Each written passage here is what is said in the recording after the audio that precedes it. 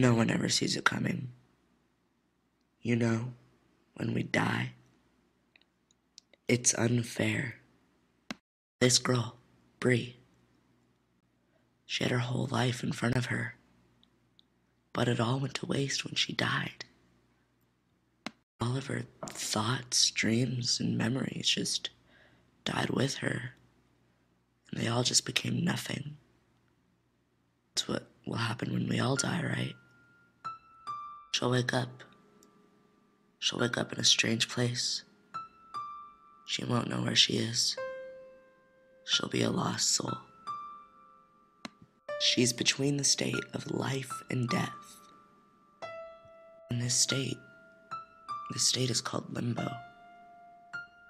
She refuses to believe she's dead, but there's only one way she can be alive again, be human.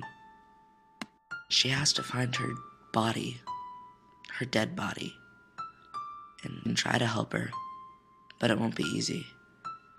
There will be a lot of trouble along the way. My name is Caden, and I'm her guardian angel. I couldn't stop her death, but I can help her revive herself again. I wish I could undo what happened, but it's just one mistake and your life is over. Your life is never the same. Just one mistake. That's all it takes.